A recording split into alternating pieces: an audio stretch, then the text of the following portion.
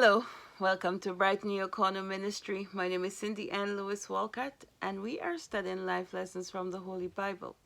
You don't have to be religious, these lessons are for holistic living. Today's lesson is a lesson in borrowing. It's kind of an unusual one, and we're going to study this lesson in Exodus chapter 3, verse 22. But I will set the story up from about Exodus chapter 3, verse 19. Before I say that, this is part of what God is telling Moses is going to happen. He's telling Moses, this is what's going to happen when you go and ask Pharaoh to release my people, to let my people go. And so the lesson I find is interesting. So I'm going to read it to you. So I'm starting in Exodus chapter 3, verse 19. And I am sure the king of Egypt, so this is God talking, will not let you go. No, not by a mighty hand. And I will stretch out my hand and smite Egypt with all my wonders, which I will do in the midst thereof. And after that he will let you go. And I will give this people favor in the sight of the Egyptians. And it shall come to pass that when ye go, ye shall not go empty handed, but every woman shall borrow of her neighbor, and of her that sojourneth in her house, jewels of silver, and jewels of gold, and raiment.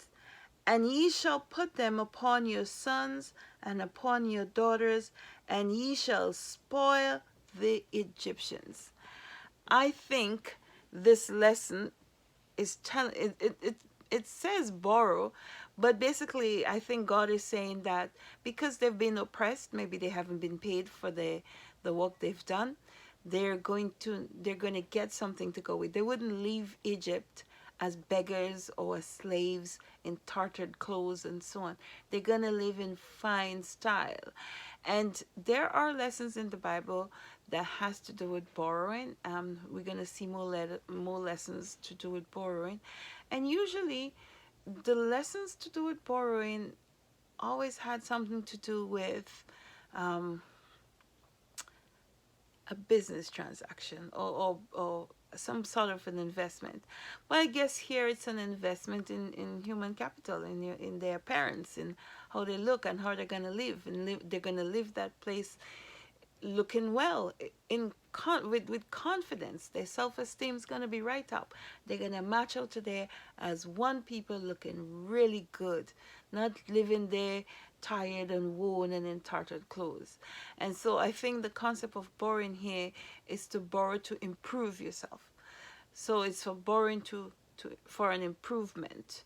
There's no indication of them getting paid back in this case, but in other cases there was issue. There was paying back.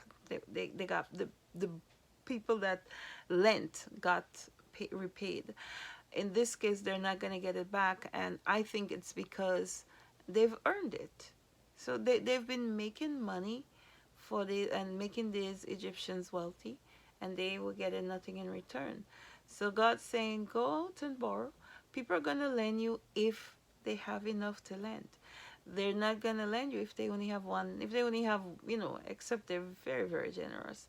And I think it's proper people that have excess that would be allowing the Hebrews to borrow their jewels.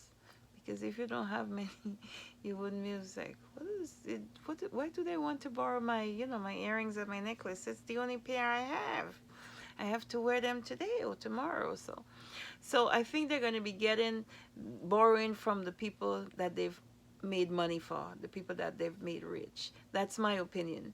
You may have a different perspective on this story, but I think so far I've read lots of the Bible.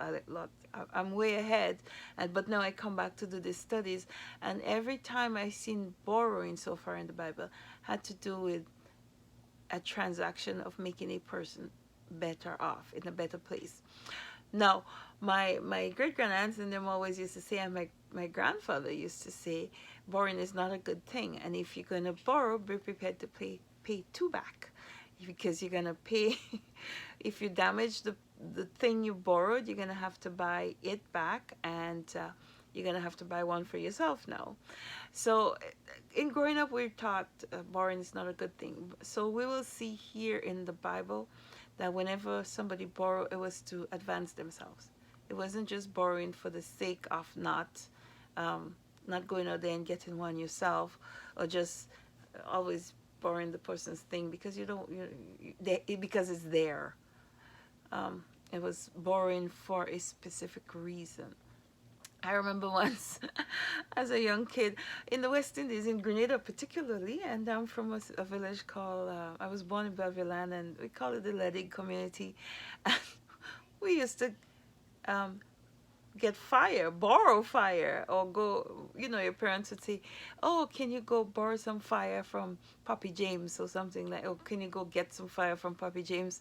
And I remember asking Papi James, Papi James, Mommy asked if we can borrow some fire. And Papi James said, I will give you the fire, but I don't see how I'll get it back. And I think this is the concept here. That the Egyptians might have been like a Papi James. Well, I'll let you have it, but I don't think I'll get it back. So borrowing, make sure if you're borrowing, follow the principles of the Bible. You have to be borrowing to put yourself in a better place, put yourself ahead, not to take advantage of anybody. But I think in this situation here, the borrowing was happening because they're going to be borrowing from people that had excess, and it's probably borrowing from people who they have contributed to their wealth. If you have a different perspective, please share it with me. I would like to know it. This is all I have for this lesson. Please remember to give me a thumbs up, share, and subscribe. And I really, really want to hear from you on this one. Let me know if you agree with me or disagree with me. Take care now. Bye-bye.